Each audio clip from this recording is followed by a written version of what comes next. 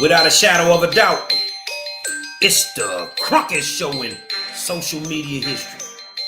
I want to welcome you to a special holiday edition of the War Zone.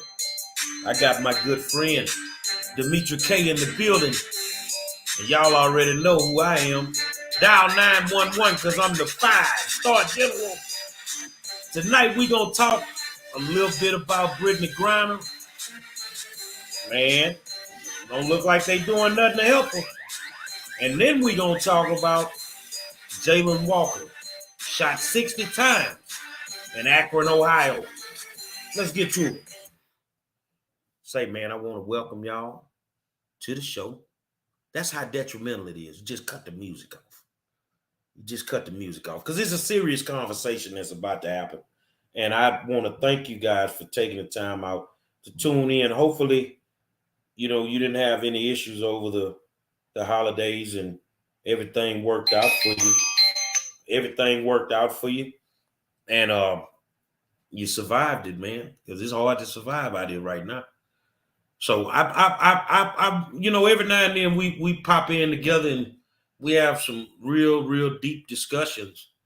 And Dimitri K popped in last night, and I didn't know she sent me something saying send her the link. So, because somebody stole my phone, but the OG got it back. And tonight we just gonna have a real in-depth conversation about two of the biggest issues that's going on right now, which is Brittany Griner and Jalen Walker, the young man that was shot 60 times in Akron, Ohio. And we want to get some feedback from y'all. Let's see what we talking about tonight. D, go ahead on, crank it up. So hello, everybody, and it is the 4th of July. So if you are celebrating that, I guess happy 4th of July to you.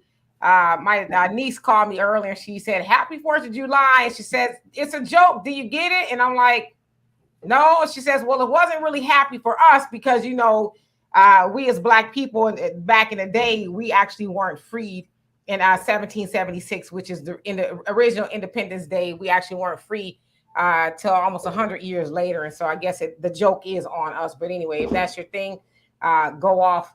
And so as Gary said, we are going to talk about two things, that of Brittney Griner and that of Jalen Walker. Of course, Jalen Walker, as he said, was the young man that was murdered by Akron, Ohio police officers, and Brittney Griner, WNBA superstar and Olympic gold medalist, who is being detained in Russia due to, as they said, trying to smuggle a vape pen. I guess it was a cartridge full of cannabis, is what they're saying. Whether she did it or not, I don't know. She has not made a plea as to whether she's guilty or not guilty. And we'll get into all of that in just a few. But yeah, so I'm glad to be here tonight with you all to discuss this. And yes, please throw your comments in the comment section because we want to read that and respond to that. So, Gary, I think we'll start off with Brittney. We know that she's been detained since I think it was February in Russia.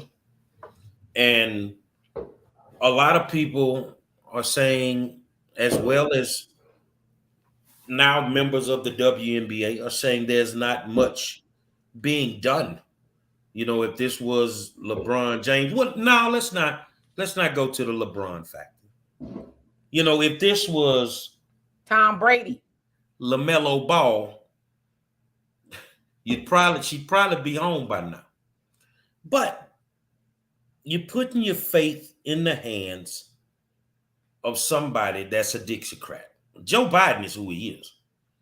I mean, know one thing, and I believe this in my heart, that they can make anything happen. They can make anything happen. I look at it from the fact that she's a female.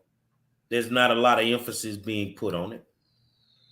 Also, that she's a Black female, and there's not a lot of emphasis being put on it. But at the same time, I don't think this was, if like you said earlier, we don't know if she even went over there with anything. We don't know if they found anything. They're not saying anything, and they don't have to because they're Russia, and that's the way that they operate. That's the way that they operate. But if she did have it, is there supposed to be a lot of sympathy at this moment? Because we know when we leave the United States, I know you and Donovan travel abroad all the time. So there's different rules that apply in different countries as it pertains to breaking laws. And if you're an American citizen, then some days you need to clearly understand that you're already a target when you get off the plane. And if you don't have your ducks in a row, you could end up in a world of trouble. But I'm gonna start right there, and then I'm gonna, as I go, I'm gonna empty my suitcase on it because I got my opinion of what I actually feel about it, and it may make some people upset, but I mean, it is what it is.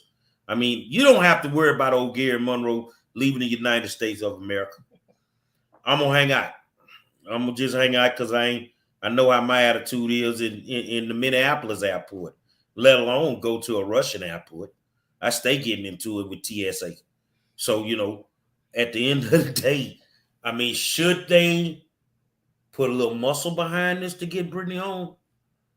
Do we think that they're putting enough muscle behind it? We're gonna talk about it tonight. What you think, D?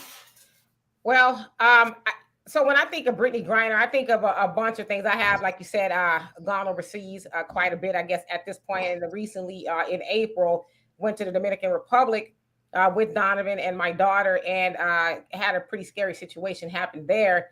I and my daughter was almost snatched up by that of immigration because they thought we were Haitian. And so over there, Haiti is right next to the DR, and Dominicans don't really like Haitians much. And so Haitians, they go over to the DR, but they have to have their passport on them. If they don't, then they snatch them up. And so I say all that to say in different countries, they do different things to different people. And so you don't want to stick out like a sore thumb. I mean, even going through customs, they were very austere in how they were dealing with us. What are you doing here? Where are you going? What's the address? And, all that kind of stuff. And so I know that I said I would never go back. But I think about somebody like Brittany, who actually plays over there in a league. And so a reason why I say, do we even know that she had that vape pen? Because you would think she would know, especially somewhere like Russia. Russia's not, it doesn't seem like it plays a lot with people breaking the laws, right? So that's why I question, did she have it? Was it planted on her or what? Now, I think people also need to realize is that they are trying to, she wants them to negotiate. When I say they, that's the White House, Biden and them. As you guys know, she did write a letter to Biden. And some of the things she said was, I feel like I'll be here forever. Don't forget about me. But one thing that was very telling to me is she said, for the first time in my life in 2020, I voted. And when I voted for you, speaking to Biden. So when I hear that as well, I'm thinking, well, she voted for Biden, thinking that he was the lesser of two evils. But as we know, Trump actually is the person who had negotiated to get people free, LaMelo and A$AP Rocky, and a couple other people over here getting them out of prison and stuff. So it sounds like she would have been better off. But to your point, going to a different country, yeah, you got to know the rules. And I just failed to believe that Brittany did not know the rules. So, and that she got detained a week before the war with Ukraine and Russia jumped off. So was that pre-planned? Like, okay, maybe we'll get her and I don't know, see what Joe Biden is made of. Now, some people will also argue, well, Brittany is not really a high-profiled catch, if you will, like if it would have been a Tom Brady or somebody like that. So some people are saying, well, I don't think it was done on purpose because who is she type of thing. But I don't know. Because I see people, especially on your post, when they said, oh, well, I don't feel sorry for her, or that's what she gets. It's like, really? I mean, whether we like what Brittany is doing or not, whether we like her lifestyle, some people brought up that she's LGBTQ. Whether we like that or not, she is still one of our people, And when white people get gaffled up all overseas and stuff, you don't see they people throwing them away and saying, well, this, that, and the other. They people can be as wrong as the day is long. Y'all remember that kid about 20 years ago? Oh, gosh, I forget where he was, some Asian country, where he was running around graffitiing. and they, you know, it was like, we gonna cane them, which means they, you know, cane them with a thing and basically split their skin open on their butt. Everybody's like, oh my God, don't do it. Oh, we need to get him out of there. He got caned anyway. But the point that I'm making is they wasn't throwing him away like we throwing her away. So is Biden gonna fight for her? No. I think if he was, he would have done it already. And I think we also need to realize is that Russia is a superpower. And as you've seen, America has not done anything really besides send billions of dollars over to the Ukraine to help them. You know why? Because Putin told him, you better stand down. Otherwise, there's going to be some nukes aimed at y'all. I am not afraid to die. And if you guys being Americans, don't stand in your place, it's going to be some problems. And he also told Biden, stop sending weapons and money, you know, to buy weapons to the Ukraine. Stop doing it or it's going to be a wrap. So I think, you know, I don't know, Biden really wants to help Brittany, but what can he do? Putin's the big dog right now. Well, Putin been the big. Before you speak, I'm sorry. Putin and Russia like, okay, y'all want Brittany? Give us Victor Bout. Victor Bout is, he was an arms dealer. So they're saying, they being Americans, saying that Victor was an arms dealer and that he had also plotted to finance killing Americans. So they caught him and he is now in a federal prison in the United States serving 25 years. He's 55 years old now. So they're like, okay, we'll give you Brittany if you give us Victor. Now, in order for them to do that, Brittany has to plead guilty. She has to plead guilty in order for them to even negotiate for her. And in closing, what I want to say, because I want to make sure y'all get all the facts.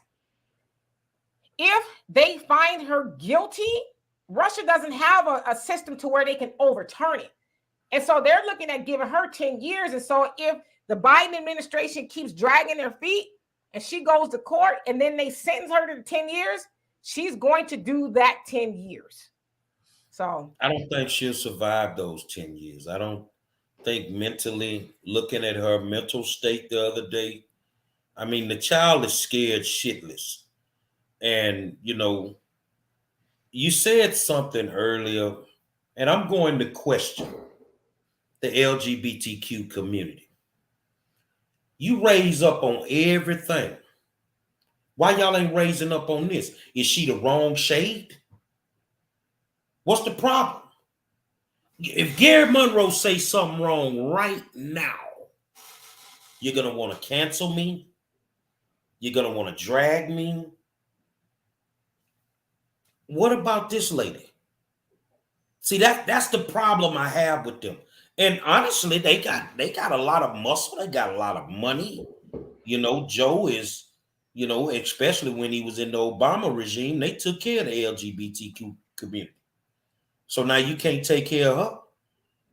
You see what I'm saying? And I think it's so many underlying factors to this thing. But what I was gonna say earlier, Putin been the big dog. Putin, matter of fact, I'm trying to see which one is the bigger dog. Which one is the pit? Which one is the Rottweiler? Which is Putin and my little man over in North Korea. Because America's scared of both of them. They tell the little dude in North Korea, you better not shoot off any rockets. And he go right out there and fire 5 or 6 of them. But see, the one thing with Trump, when Trump was in office, Trump told him, hey, I got a button too, boo-boo, and I'm not afraid to push it. And they got along pretty good after that. So, and, you know, Trump was cordial, you know, and probably a little bit more than that with Trump. So I think Brittany would have had a better chance of getting out under the Trump administration. But to answer your question, as far as the LGBTQI plus, whatever it's called, I don't know, you know, not trying to be disrespectful. I think people need to realize is that they're racist as well. It doesn't say that because we are gay that we love Black people. They're racist as well. They really only care about, you know, white gay people. But they don't come, you would think, you know, because she's part of that community that they would raise some hell. And as I said on my show yesterday, I want to know where the backbone of the Democratic Party is, the Black woman. They tell her, you the backbone, and without you, we couldn't have did this and we couldn't have did that. The Black woman, why aren't taking y'all Black asses to the White House and knock on Biden's door and say, hey, Our sister is in a jail in Russia, and she's looking at 10 years of probably hard labor, and we need you to make a move since you couldn't have did this without us. Where's the black woman? I'm asking any Democratic black woman out there who put on your chucks and pearls and y'all was doing all of that, electric sliding and all of that for Biden. Why haven't y'all made it an issue? Why haven't you guys made it an issue to get Brittney Griner up out of there, since y'all are the backbone of the Democratic Party? And why haven't you told Biden, if our sister is not returned home in this amount of time, the midterms are going to look real bad for y'all. And then 2024, y'all can forget about it. What happened, black women in the Democratic Party? I think, and I totally agree with your assessment. I totally agree with it. That, and this is why I'm telling people that I can't do them people anymore. I can't do them, because the bottom line is, where is Miss Chucks and Pearl? I think the whole Congressional Black Caucus was at the Essence Festival watching New Edition last night. They were too busy trying to see if Bobby was going to hit all his notes instead of being where they needed to be to try to get this girl back home. Now, I get what some people are saying. She brought this on herself. Well, if you brought that stuff over there, and if she did, I would say it's not the first time she did it. So they've been knowing she was bringing it. So that's why they grabbed her, because they knew she would have it on her, because she had done it before. So now, this war, which, they don't plan wars a week out. They plan them months and months and months out. So they knew they were going to go to war. So now they got them a major pawn. So I think a lot of people would look at the fact that I think from what I read, there's 2 Caucasian girls that are caught up over there too. And they're incarcerated. So who do you bring home? Brittany? Or do you bring those home who've been locked up longer than her? They also have a Marine, I believe he's a Marine. He's been over there since 2018. So, yeah, I mean, I don't know. I mean, I'm not sure why those girls and that Marine have been detained. But I know that Brittany has been detained for a vape pen, which I don't know. They look fairly small to me. Of cannabis oil is what they're accusing her of. Is it worth 10 years? Maybe not over here. Well, some people are in jail for that over here. But over there, I mean, we can't tell them how to sentence people because they have their own set of laws over there. But I mean, I just feel like, this is just for me personally, she's a black woman. I think the black women who run around hollering about Biden as the man and all that other stuff, well, I think y'all should use y'all power and y'all backbone for something of some substance. And that's to get her home. But they're, like you said, they're not going to do that, because I hate to say it. And, I'm a black woman. I didn't vote for Biden, but it sickens me. And like I said yesterday, I'm going to put this on the shoulders of black women who run around talking about, the Democrats and stuff.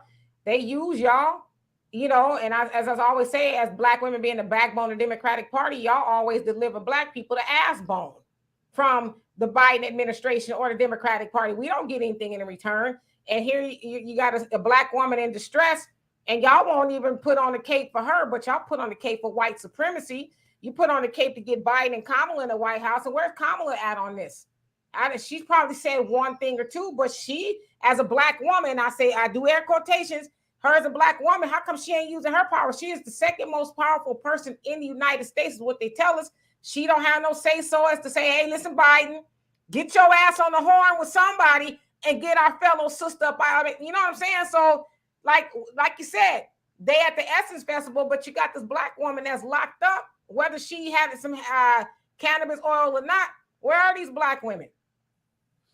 Well, I'm going to tell you something.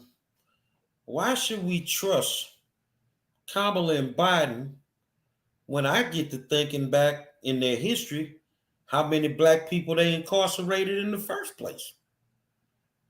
Why would we put our faith in these 2 people that have sent a multitude of black people to prison? for BS. For BS. And for the black people that just sit there, oh, well, she deserved what she got. Well, if she did it, she probably do. But you need to keep your mouth shut right now. Because if this was any other race, they'd keep their mouth shut. They wouldn't care. But you want to know how sick we are as people?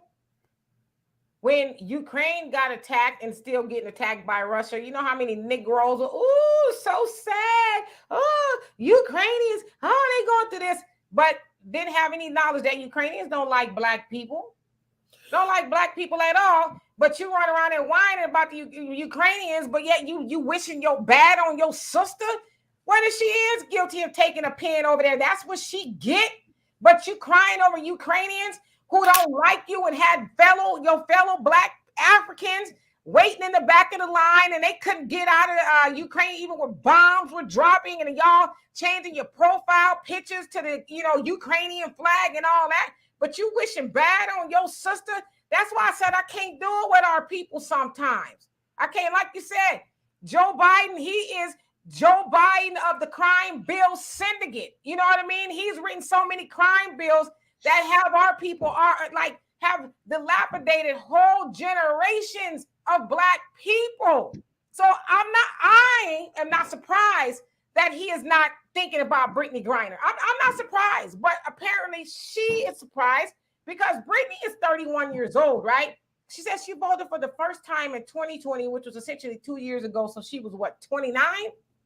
She could vote at 18. So she's never voted, but she felt that the Biden-Trump election, if you will, was the most pivotal for her to vote for the first time. And she wagered on that of Biden, and look where she is. She had to sneak, because it sounded like it wasn't, a letter that just kind of went out. It sounded like she snuck a letter to him, and she was like, yo, don't forget about me. Like I can hear her in my head as she's writing this letter. Don't forget about me. And for the first, I never voted, but when I did, I voted for you. And I feel like I'm going to be here forever. So help me because I helped you, right? So, but yet it's like, we'll think about it, Brittany. Well, maybe he thought she wasn't black. Because if you ain't black, you don't vote for Biden, you ain't black. Well, she did vote for Joe. And Joe is being exactly who he is. There's nothing surprising about him dragging his feet to me. There's nothing surprising about Kamala being quiet. There's nothing surprising about the Congressional Black Caucus not saying anything. And honestly, maybe I've missed it, but this whole time, has the Congressional Black Caucus said anything?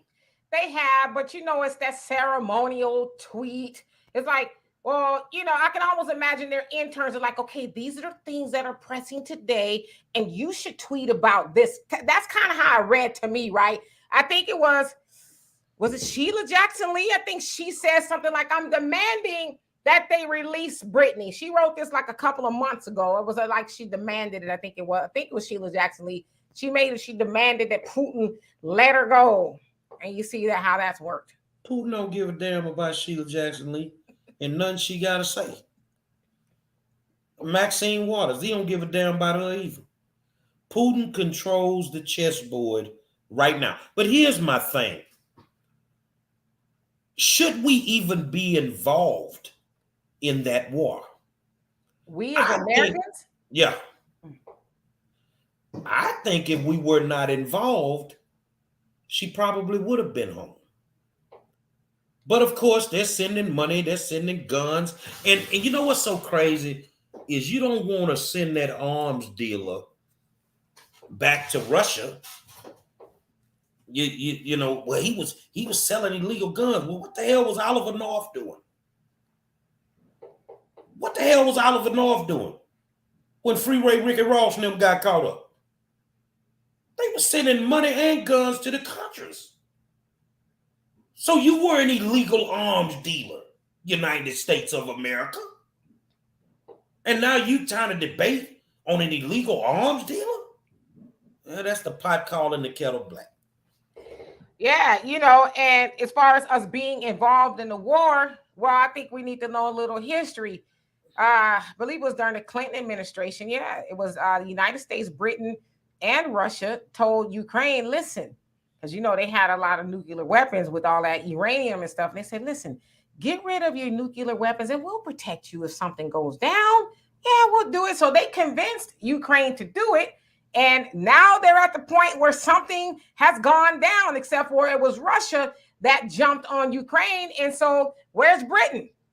Where's the United States when they made that deal during the Clinton administration that they would be there for Ukraine? And they haven't, because they know that Putin is not going to play. He's like, I have time today. You know, I got some aimed at all of y'all. And so he's basically just called their bluff and showed the whole world that, I mean, because come on, we've seen the United States go to war with everybody for next to nothing. But yeah, you know, and they claim it's a humanitarian crisis over in this country, that country. We need to go help. Well, you don't think Ukraine being bombed to death and people being murdered is not a humanitarian crisis? If that don't warrant you going over there, what does? But see, Putin just pulled their card in. They're like, well, we're here with you in spirit, but we ain't really gonna get involved, right? Because that essentially will be World War III when the United States and all the other superpowers get involved. You need a master politician at this point, or you need somebody that clearly understands the dynamics of politics.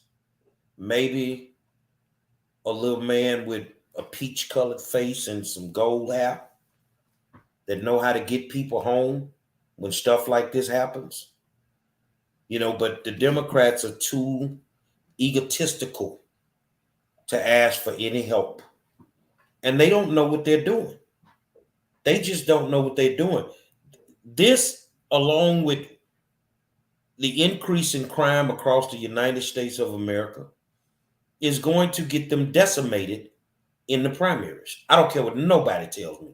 I think it's going to be a bloodbath in the primaries. And if that's the case, then that's the case. I've lived under Democratic regime. I've lived under Republican regime.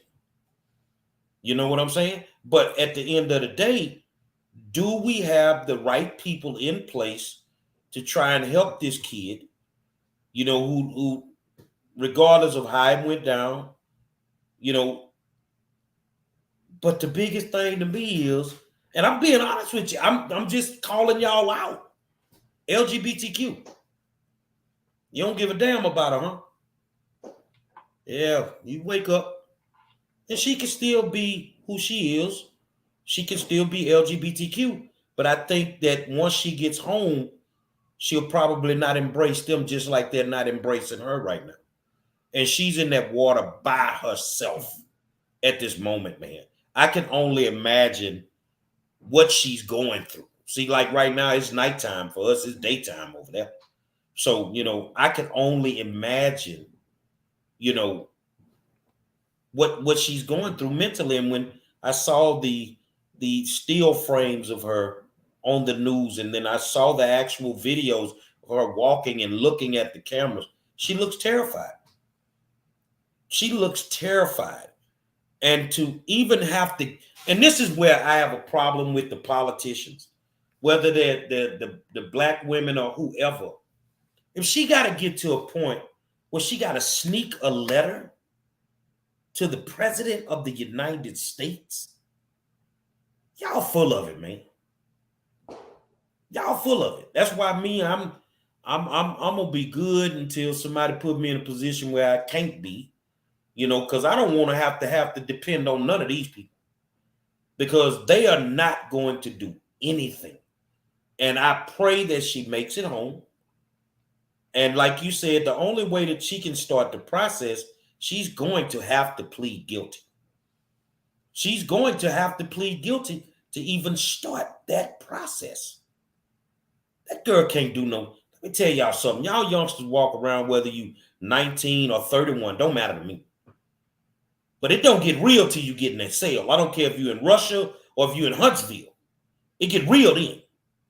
And you're not built for that prison lifestyle. You're not built for, you don't know what this kid is going through on a daily basis. You don't know what she's going through. You know, and I pray she makes it home. But honestly, I don't think she coming. Yeah, I mean, I hope. I was just looking at some comments. I mean, I hope she does come home. But I would say the other thing too is Democrats with black people, they know they have us, and they don't need to do anything for us. Because had that been any other community and they had their, you know, woman or whatever detained over there, they would have made a move. But they know, I mean, you don't think they read social media when you have black people talk about, oh well, that's what she get. I don't forget about her and all that other stuff. They know we don't ride for our people like everybody else do. I mean, we give the Democrats our votes and they never have to deliver anything for us. So they know they know who to do that to. But like I said, had that been an Asian that they had over there, a white woman or anybody else, they'd had her home a long time ago. But like I said, we just ugh. Now I know last night I didn't see you say send me the link, and I was talking about Jalen Walker, the young man that was murdered, and that's the only thing I can call it, was murdered in Akron, Ohio, by the police. They shot 90 times. They shot 90 rounds. They hit him 60 times. I could only fathom being shot 60 times. But the thing is with that, I said it last night, that nobody wants to own when these cops really do that type of stuff. And it's like, well, he shouldn't have ran. Go on with that, man. Go on with that. Oh, he had a ski mask. I don't care what he had on. If he was running away from them, what was the need to shoot him for that many times? And then the gun strategically placed on the seat with the clip. And you know what's amazing to me? Is that he was driving supposedly in the excess of 80 miles per hour. During the course of him driving, because remember, when the car stopped, he immediately jumped out the vehicle. That's what we saw. So while he's driving, he takes the clip out the gun, doing 80 miles per hour. He takes the clip out of the gun. Now let them tell it he already had shot at him. So a black man who'd have shot at the police, knowing that when this car stop is going to be on, going to leave his gun in the car?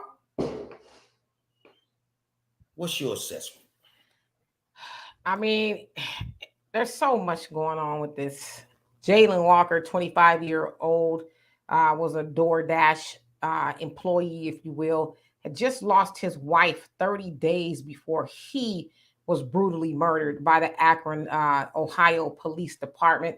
Yeah, they said that he shot at him, as you said. He was running away from him. We saw the video. Ultimately, they shot at him 90 times, landing 60 shots from his head all the way to his feet. Got shot 12 times alone in his face.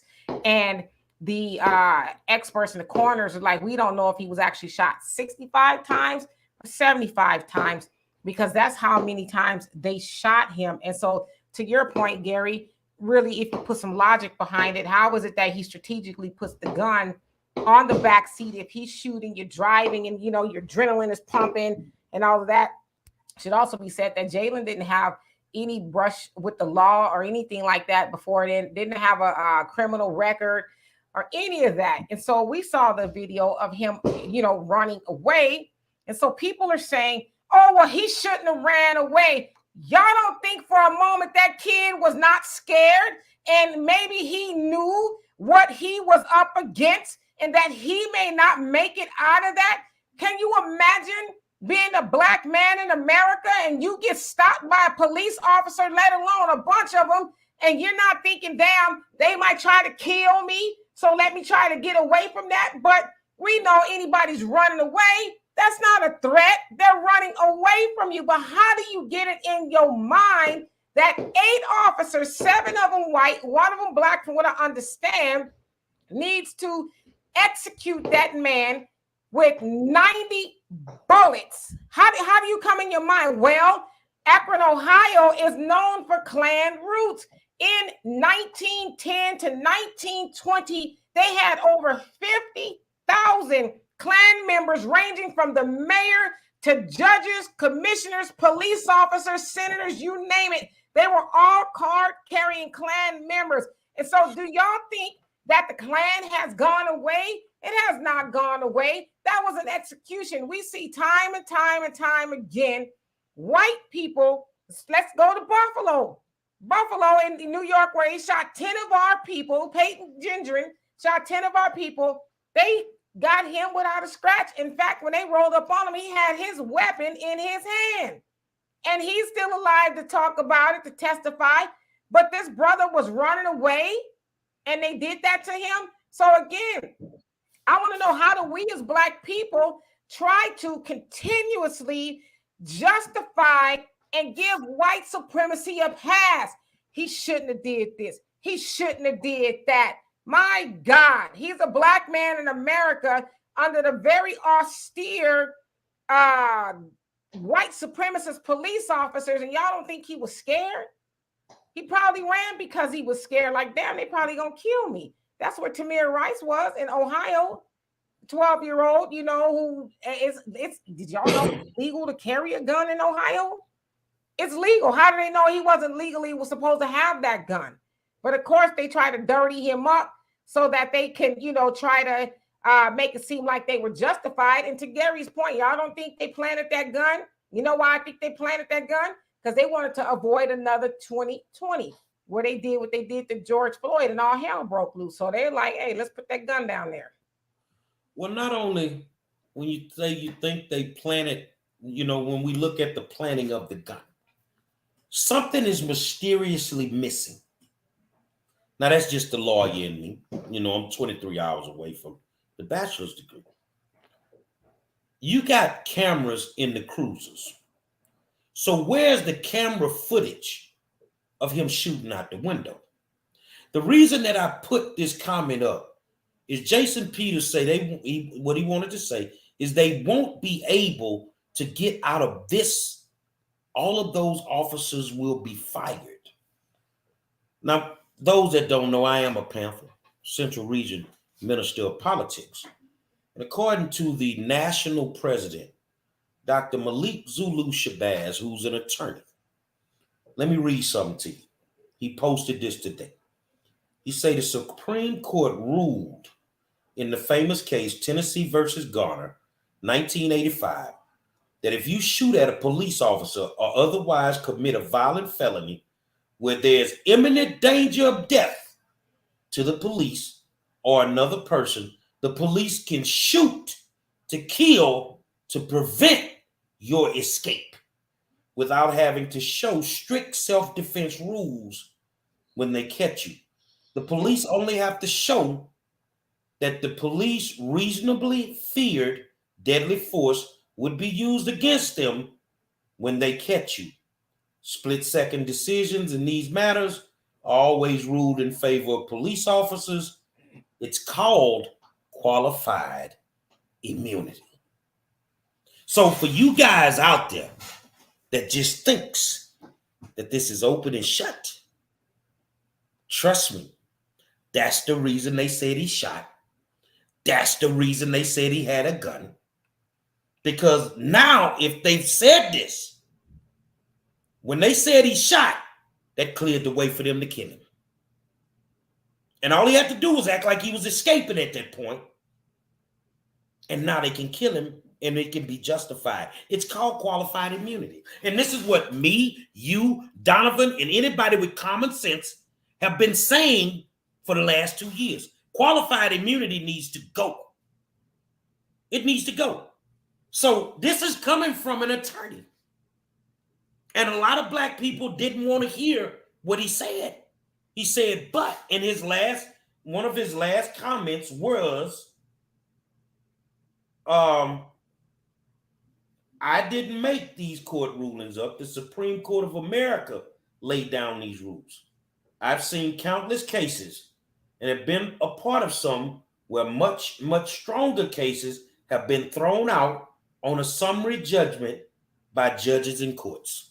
They don't walk. But here's the thing. The reason they keep murdering us, and I said it last night, because y'all will kill anybody that steps on your Jordans or sleeps with your old lady. But you ain't gonna do nothing. We'll kill each other. But we ain't gonna do nothing about these other folks killing us. We ain't gonna do nothing. Also, the Biden administration did give us the George Floyd Justice and Policing Act. However, that bill does not apply to local and state officers. It only applies to FBI, CIA, Border Patrol, and officers on a federal level. And so we were asking for them to get rid of qualified immunity, which, like Gary said, would because right now qualified immunity absolves them of any responsibility when they take a life, financial and otherwise.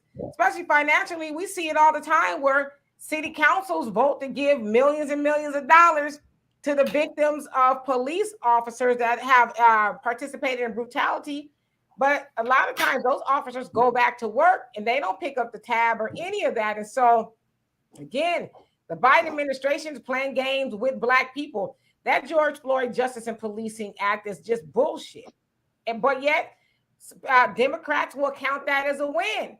But the one thing that really made it have some teeth was getting rid of qualified immunity. They added, okay, we're going to put a database in so when an officer gets fired, another agency could look to see if they were fired. But that don't mean they're not going to hire him just because they can look and see him in there or her in there.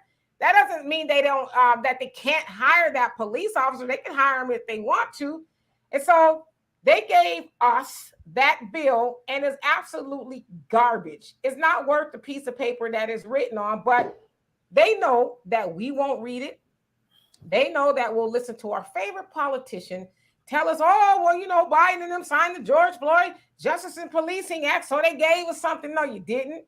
It doesn't protect Black people, because if it did, those officers would have thought twice before they leveled 90 bullets at that kid. They know that that bill doesn't do anything to them. And when is the last time you've been pulled over by the FBI or Border Patrol or CIA? That's who that applies to. They're probably not going to engage in nothing like that with you, but your local officers will. I said last night I was in Cleveland about a month ago. Not Cleveland, I was in St. Louis. And I was leaving. You know, I had been there a week, and I'm going to the airport at 3 a.m. I had no clue that the rental car didn't have a front plate. But I knew I was driving down the street, and I saw this car coming up fast behind me. And it happened to be a cop car. It's 3 a.m. I'm taking the car back to the rental car company so I can get to the airport, catch the shuttle to the airport. And they pulled me over.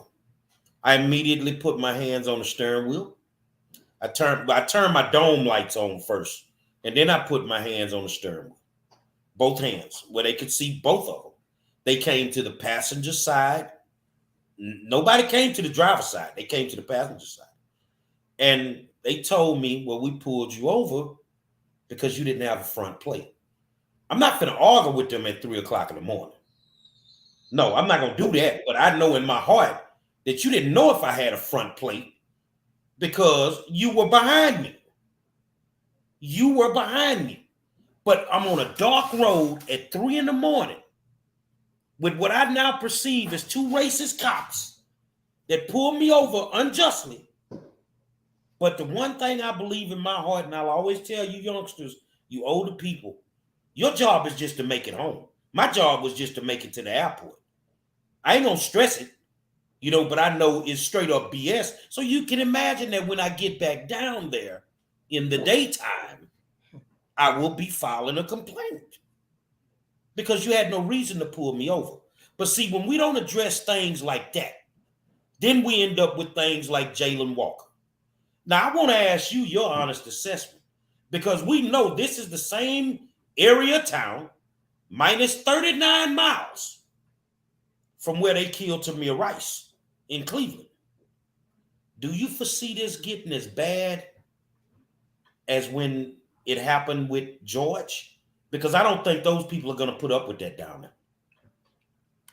I mean, I think it has the potential to, but I think unfortunately, with the George Floyd protest of 2020, that was really our moment to really do something, right?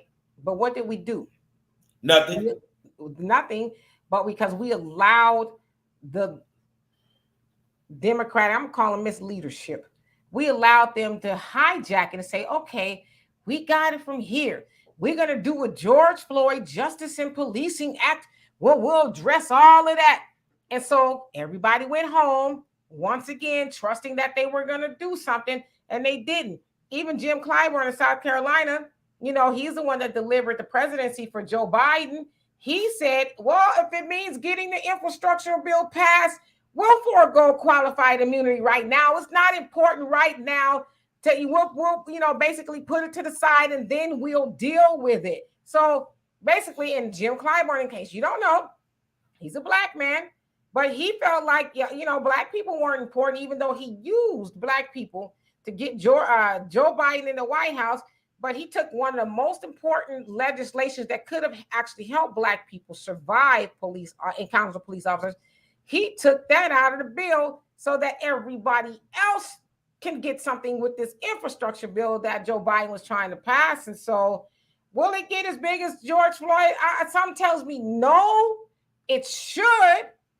You know, I mean, a man loses his life with 60 bullets. That was beyond an execution. I don't even know what you call that. They were shooting him on the ground. And handcuffed the man. After they murdered him and shot him down, they put handcuffs on him. As I'm talking last night, I had some Caucasian people chime in. Don't make this about race. Well, what should it be about? Because I saw a post, I see it pop up every now and then, of a white guy doing something. He goes home. He goes to jail. Breonna, she dead. Sandra Bland, she dead. George is dead. You see what I'm saying? And it's amazing that people will sit there and say, this is not about race. Yes, it is. Whether you want to accept it or not, black people are being murdered by the police when you got a white guy, a white kid, that sits on top of a building as a sniper today, kills 6, wounds 30, and yet he's in the jailhouse. How is it not about race? It is about race. They would have never, I don't say never, but I doubt it that they would have done that to somebody white. And white people, they come from a position of privilege, if you will, where they would have the nerve to even try to tell black people, don't make this about race. Hell, that's why we over here as black people. It's always been about race. They went and kidnapped the most superior people on the planet to come over here and do their labor. So don't talk about it's not race. It's been about race since the Middle Passage, and it's still about race right now. Because had that been somebody white mowed down like that, they would have been, ooh, and then goddamn you, if you would have said, well, that's what that white man gets. He shouldn't have been doing this. You would have been all kind of things, because they would have been upset if that would have happened to their people. And I'll never forget about brother Noor Muhammad up in Minneapolis or Minnesota that shot that white woman. That Muslim brother's doing what? I think they finally reduced his sentence, but hell, at first they gave him over 20 years, and he said the same exact thing that all the other white officers say. I thought she had a gun. I thought she had a weapon. They say he didn't get away with it, but that black man shot that white woman, and they made sure to send his ass up the river immediately. And I guarantee you, not one white person says, well, that's unfair. Where was the blue line to defend that brother like they do white people? So I can't do it with white people and them being disingenuous. They always, but see, this is the thing we got to realize. And I'm not saying it's about all white people, but a lot of them. I say most of them. They can justify what happened to that brother because they don't see black people as humans, because you know damn well if they had did that, if they'd have shot at a dog 90 times and struck that dog 60 times, every white person and their mama would have been burning shit down over that dog. Sharon White has a comment. It's a shame that we have to be fighting for our rights in 2022. Why they refuse to do right by black people is a disgrace. You know why?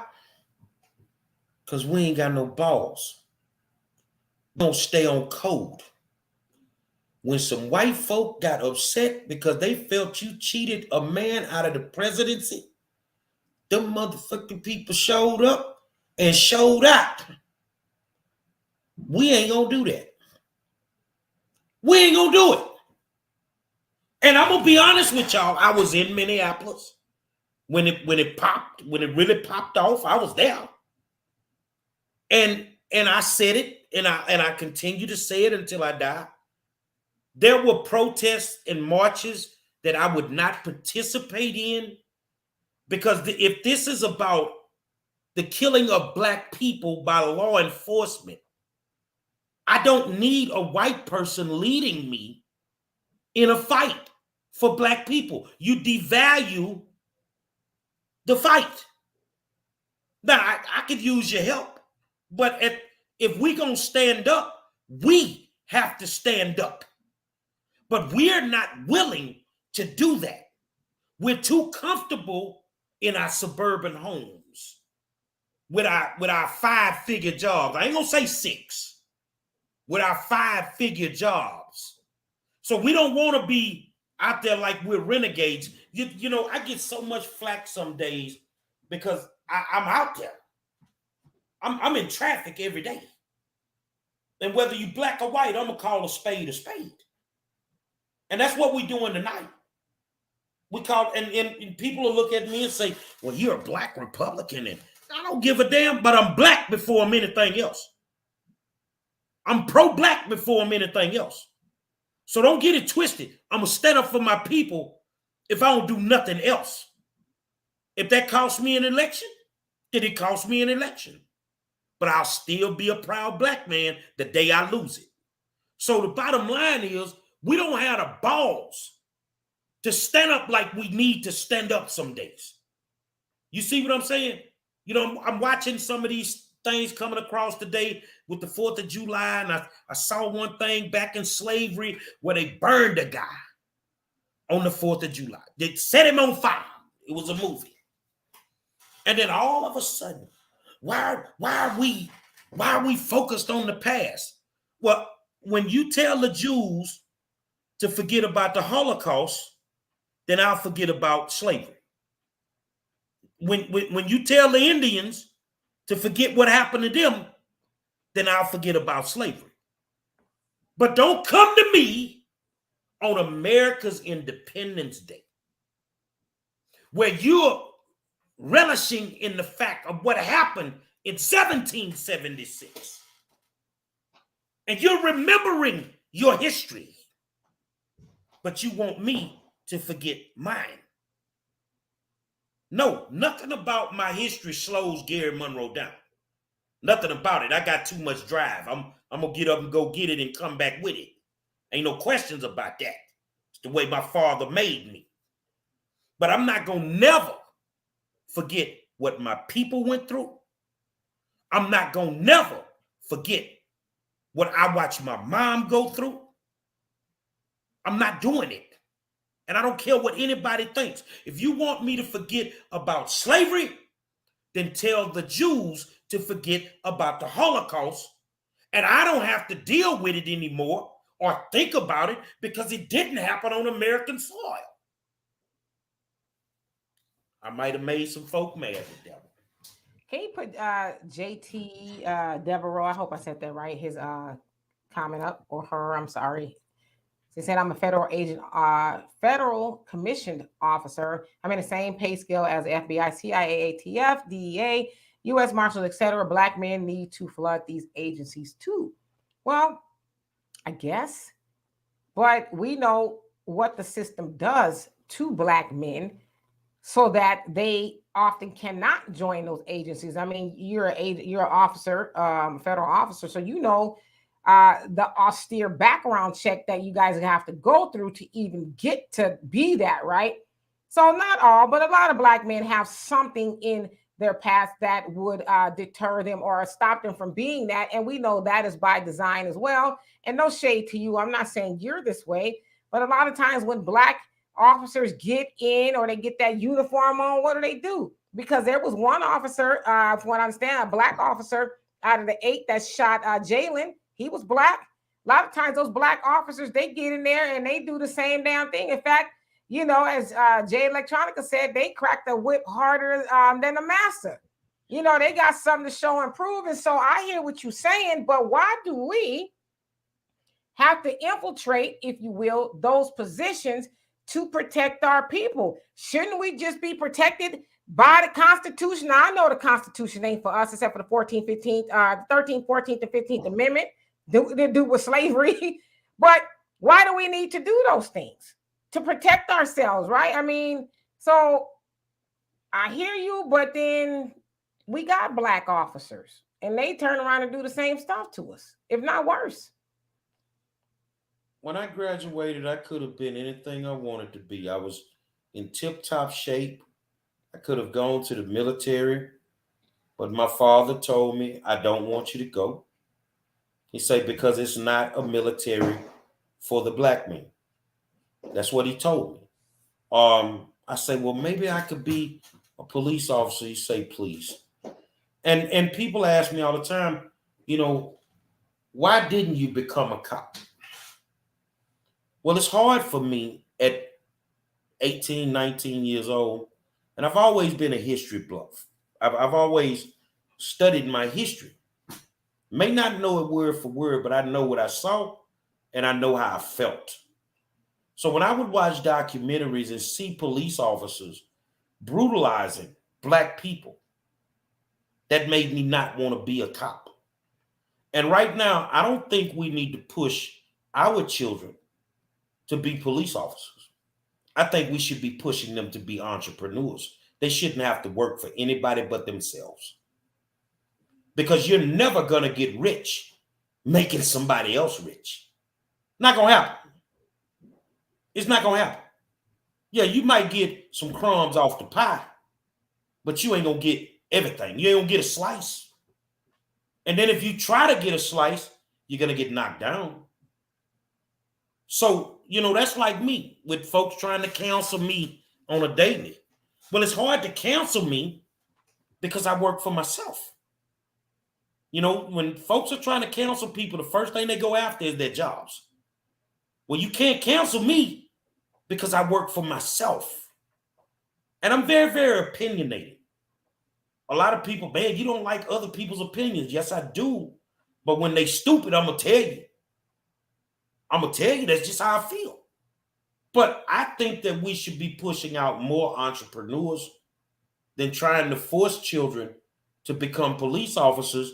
And with what we see in our communities from policing, you can see why they don't want to be a cop. Man, unless you've been black and you've really lived like Demetra, she can tell you what South Central Los Angeles was like. I can tell you what Third Ward Texas was like. Until you've lived in that environment and had to deal with the police at the level that we have, then you really would not, you would never understand. So when some of these people are making these comments about it's not a race thing or, you know, it's this and it's that, I get it because you've never been through what we've been through. So you don't feel what we feel. And for me to watch a young man get shot 60 times, that's a little bit too much for me. It's a little bit too much for me. And but what about, let's say he did shoot. One bullet wasn't enough. You needed to shoot at him 90 times, landing 60. But how many of them died? How many cops died? I mean, I get you, but I'm saying as far as these people saying, well, he did this, he did that, 60 times. I mean, to where he was, you know, unrecognizable 60 times. But again, we really got to understand how a lot of those people who were saying, you know, it wasn't a racial thing, this, that, and the other, they don't have a problem. Hell, Gary, you said you just saw a movie of them lynching a black man on 4th of July. Hell, a lot of those people who are trying to justify what those cops did to that brother, those white people, their people was lynching black people. I'm sure they've heard the stories about how great grandpappy and them got together and wrestled them up one and did what they did to him. So that kind of stuff is, you know, they're desensitized to the plight of black people altogether. And so it's easy for them to say, well, it's not a racial thing, or what did he do? And he should have did that and the other, because they really don't see black people as human. And as the Honorable Elijah Muhammad, you know, said that we're sitting up here fighting for civil rights when we should be fighting for human rights. Because if you're not seen as a human, they ain't gonna give you civil rights. And what is civil rights to somebody that is not viewed as human? So we going after the wrong thing. So that's why they can say that about that. You know, poor kid. He's a kid to us, 25 years old, that was murdered by the police officer because they don't see us as humans. Well, you know, it's amazing that you say that about human rights, because, you know, Brother Malcolm was murdered after he came back from the United Nations, making claims that this civil rights thing, this was a violation of human rights. And he was murdered right after he came back. So the thing is you don't know what it is to be black. See, we wake up in this skin every day. We deal with this every single day. It's two things we know for sure. We're going to always pay taxes, and we're going to always be black. And it's hell being a black person in America. I don't care what nobody tells me. You know, you're a woman that likes finer things. You do a lot of shopping sometimes. You know, your brother Walter, he does what he does. You know how many people hate that dude just because he's a successful black man? That nigga think he more than everybody else. But you know what? That comment a lot of days is not coming from white people. It's usually black people. It's coming from black people. Mm-hmm. That nigga think he more than everybody else. Mm-hmm. You know, so I get it. But see, we're helping. What's the word I'm looking for? We're helping. What's this word, man? I can't, it's on the tip of my tongue. What is it in relation to? When you enhance the behavior. Enable? You're enabling racism to continue by not staying on code. I don't give a damn how messed up he is. If he an Asian, the Asian community ain't going against him.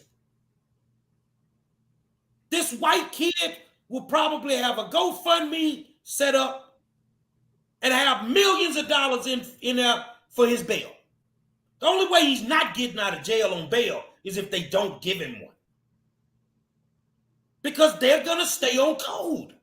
And should we be mad at them for that? No, we should be mad at us for not doing it for our people.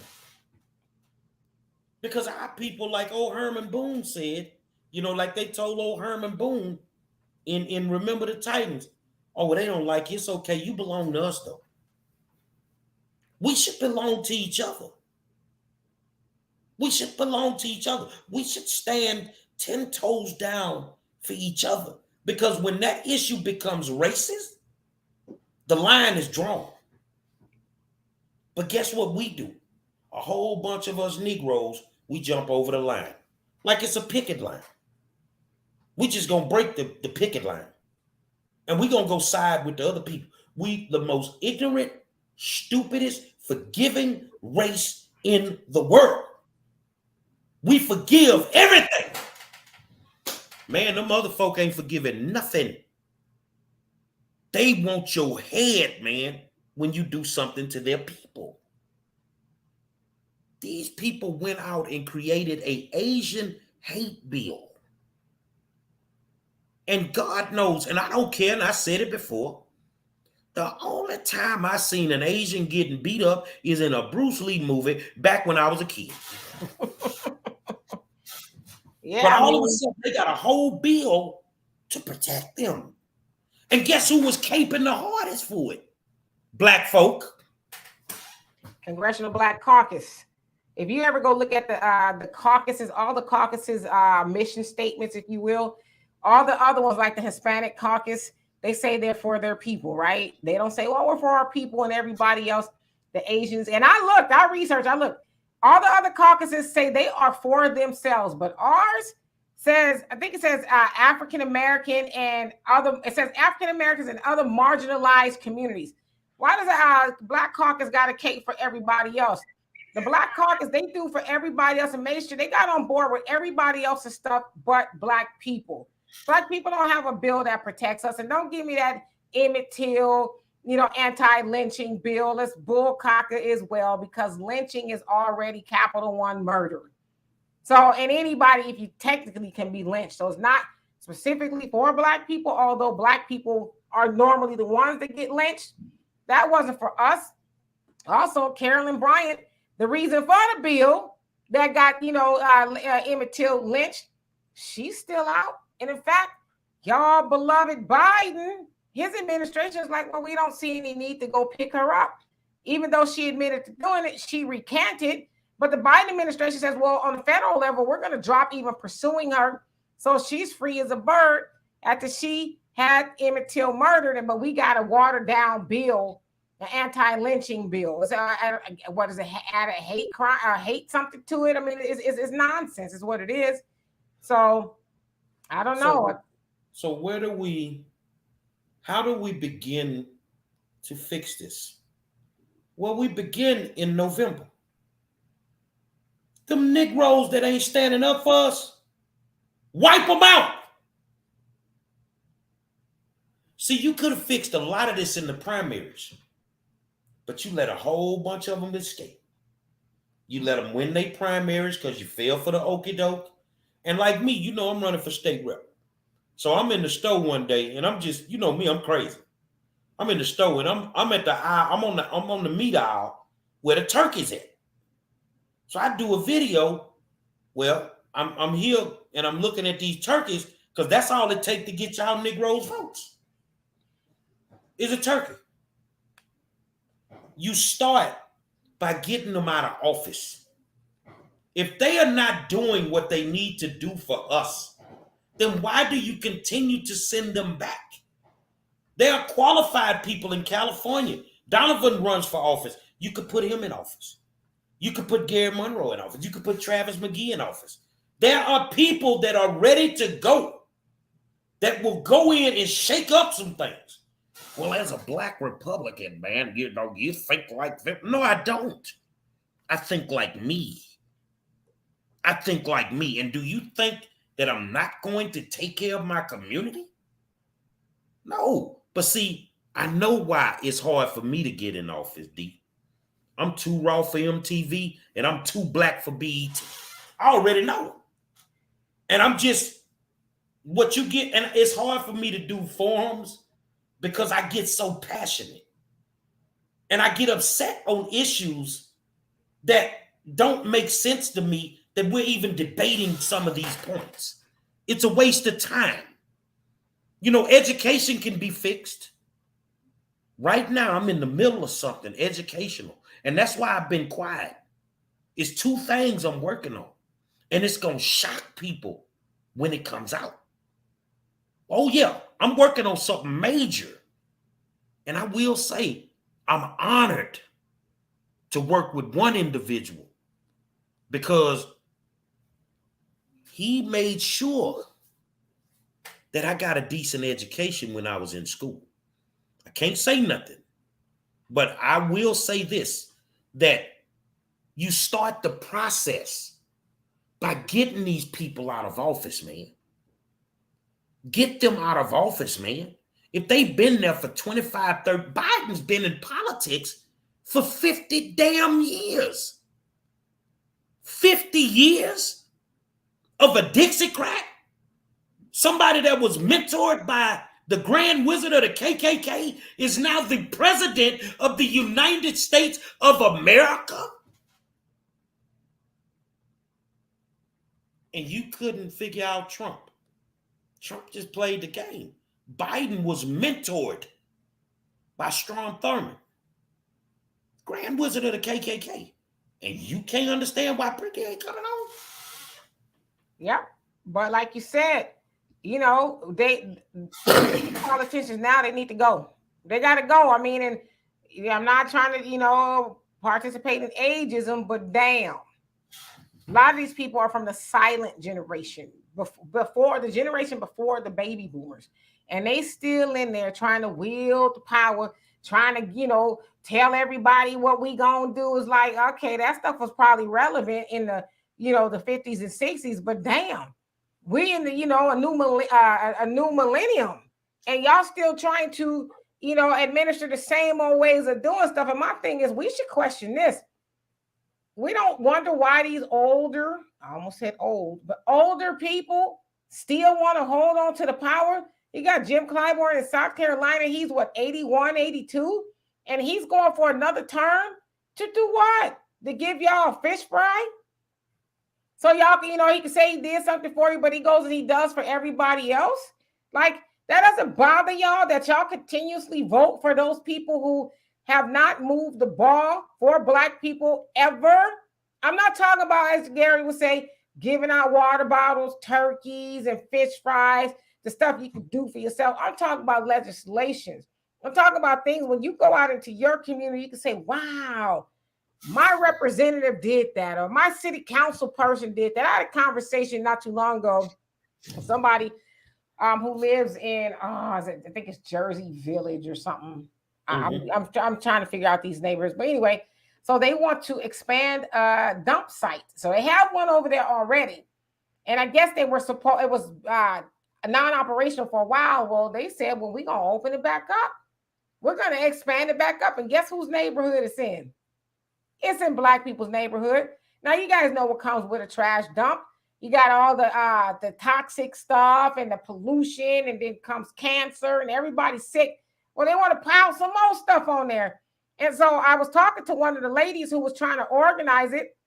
She said they was passing around petitions. And, you know, they trying to get people to listen to them. I said, well, have you gone to your city council? She says, yeah, but the city council person said there's nothing we can do. I said, it's the city council that gives them the okay, you know, and the city planning committee to put that stuff in your neighborhood. She didn't know that. And I said, so more than likely, y'all been voting those people in, and they sitting up there lying to, well, there's nothing we can do about it. Of course there is. They probably got the little white envelope, got slid to them and said, okay, just pretend like you don't know nothing about this dump, but we're going to put this dump, open it back up into the Black people neighborhood. And I asked her this. I said, ask yourself, what do you think would happen if they said we're going to open up a dump, a disposal site in River Oaks? I said, what do you think would happen? She said, oh, no. I said, so why do they not get one and you get one? Why are they more special than you? Because their representatives would never let it happen. And they would talk about it once, and the next election cycle, their asses would be out of there. I think there's massive changes that need to be made in this election cycle, as well as in 24. I can tell anybody, you know, it looks like Trump is going to run. And if Donald runs, he gets my vote. Hands down, no questions. I'm not debating it. I'm not hiding it. I'm not doing it. You know, because Joe Biden, the dude made promises nobody asked him to make. And yet he never kept one of those promises. You didn't keep those promises. So it is what it is. Trump runs, you can be mad at me, man, love me for who I am. But there's no way in hell I would vote for Joe Biden. And it's no way in hell you should vote for Joe Biden. If you got to spend $80 to put gas in your car, it's no way in hell you should vote for Joe Biden. If you don't have enough money to buy groceries right now, it's no way in hell you should vote for Joe Biden. This didn't happen under Trump. This happened under Biden. Because every time there's a Trump conversation, every time there's a Biden conversation, your fallback is Trump. Well, hold on. This happened under Biden. So you telling me you're going to let him make it? So I want to know, because D, it's going to be amazing, because y'all going to be talking about it. I'm going to be talking about it. Aubrey going to be writing about it. Give me one good damn reason why you should vote for him. Let's keep it on legislation. Let's keep it on what we're dealing with on a daily basis. Give me one good reason why you should vote for these Democrats at this point. Oh, because Trump gonna come back. And if we don't vote for the Democrats, then Trump gonna come back. And we can't have Trump back coming back because he did this and he did that. And it's like, stop it. And I'm with you, Gary. I don't care if people get mad.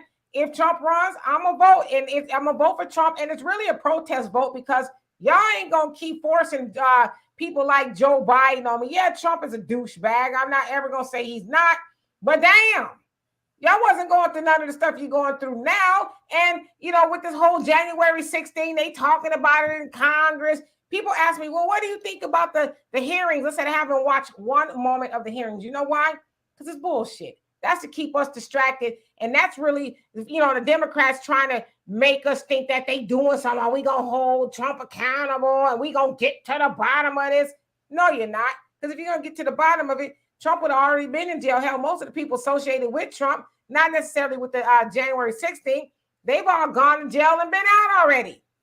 But Trump is golfing. And so if the Democrats are really interested in holding Trump accountable, they would have did it already. But see, that's that carrot on the string that they keep, people watching. Oh, they're going to get Trump. Oh, this January 16th, blah, blah, blah. Now we got what? Roe v. Wade. That's another carrot on the string. Oh, the Republicans, they trying to get rid of women's right to choose and this, that, and the other. Well, the Democrats could have done something about it. Now you see Joe Biden and Kamala talking about, we need to codify it into law. You should have been did that.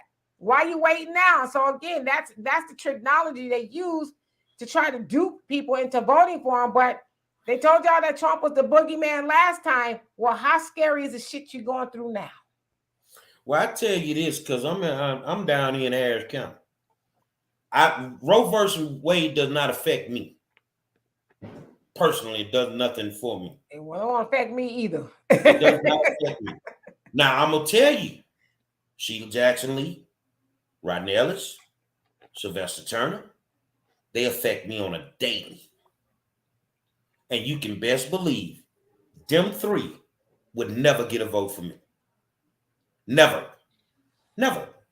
Rodney Ellis, for example, I give him credit on one thing. One man has single-handedly fucked up traffic so bad in Harris County with them goddamn bike lanes everywhere that people did not want. We ain't gonna even talk about the other stuff. You see what I'm saying? So most of the stuff on the federal level does not affect me.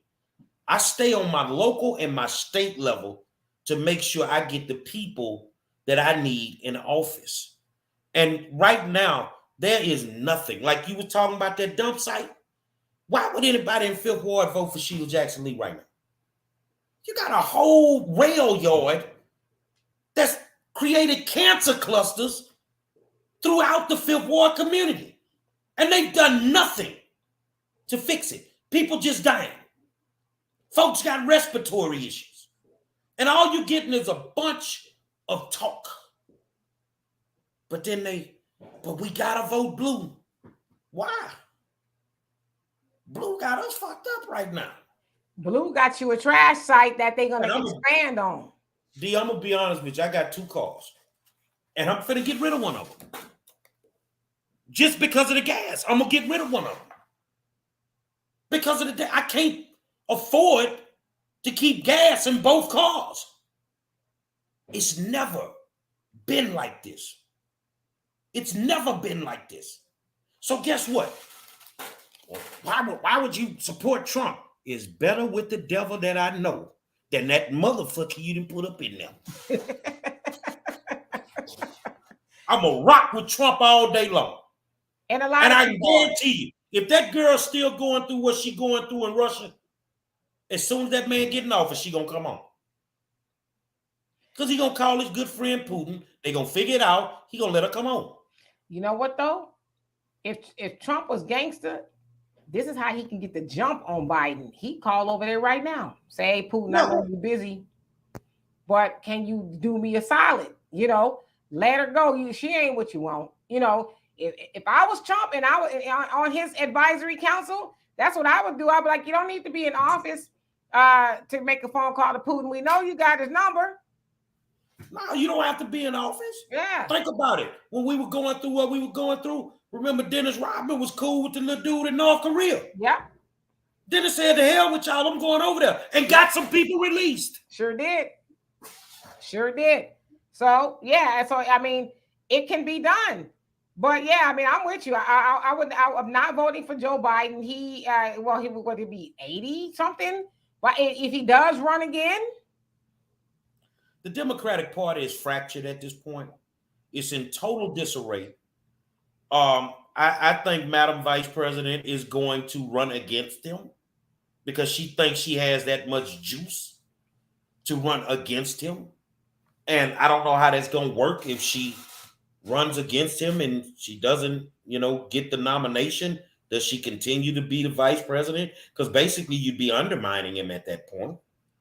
But it wouldn't surprise me if she did. I just think that Biden is too old. And honestly, I think the dude be asleep half the time. It doesn't sound like they want him to run again. It sounds like a lot in the DNC.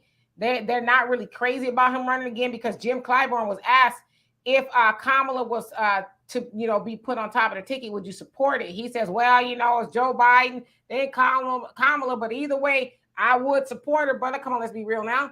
They don't want, what has Kamala done really since? They tried to put her out there when she first got elected or, sworn in or whatever to go, talk on the southern border, and she messed that up. And they was like, okay, yeah, you got too many gaps going on out there, so we're going to bring you back into the kitchen. But they use Kamala. They use Kamala to get the black vote. They're not going to put her at the top of the ticket. No way. Well, if they did and she had to run against Trump, she couldn't beat Trump on his worst day. Well, when she tried to run for president on her own, her campaign went up in smoke because they ran out of money and people wasn't feeling her as, the top of the ticket. And that's how she ended up as a VP. Well, I tell you what, man, it's always a joy for you to pop in and we have these conversations. And my man, Samuel X. Clark says both of you makes too much sense. Yeah. Hey, yeah, brother. It's just common sense with us. And I'm being honest with y'all. If Trump runs against Biden, ain't nobody got to know, man. When you go in the vote, that's your sacred time. No, but you know what, though? I think black people really should be unapologetic about voting for Trump. Why do we have to vote for Biden? That's the other thing, as Dr. Claude Anderson says, we as black people are the only group of people that vote as a block against our own, the betterment of ourselves, right? We vote for oppression as a block. So I don't see why people need to hide. What they gonna do to you? So what if you vote for Trump? They ain't gonna speak to you. So what? So you wanna vote for something better for you? Most black people said when Trump was in office, they made more money. Now you talking about selling the car. We got a brother on here talking about and how you doing, Eric? In California, almost $7 for diesel gas, and so doesn't sound like people are having a good time. And at the end of the day, don't nothing move without the money. But we need to stop being emotional. But and we're seeing in Los Angeles, Karen Bass is having a hell of a time because she's running for mayor, and they mad at black men because black men showed up for Rick Caruso. He's a Democrat, probably really a Republican, but he's running for Democrat. And black men was like, well, I'd rather vote for him because Karen, you've been in Congress for all these years. You're in the Congressional Black Caucus, and you haven't delivered for black people, but you want us to put you as mayor in LA. So black men just, really didn't show up for her. And Democrats are pissed at black men saying, how dare y'all? And y'all gonna bring Trump back and black men, this. Like, nah, get the black woman, the backbone of the Democratic Party, get her ass up in there. Well, you can bring Trump back for me for one reason. So I can put gas in my damn car. and I can afford to cook oxtails again. Because right now I can't afford to do none of it. I appreciate you taking the time out to enlighten the people. Like, it's always a joy. Trust me when I tell y'all. Thank you for And having me. if y'all don't want to hear the truth, do not tune into the Demetri K show. Don't tune in to Donovan's show. And don't tune into this war zone, because you going to only hear the real. And if that ain't what you want to hear, this ain't what you need to be watching. Until next time, we'll holler at you.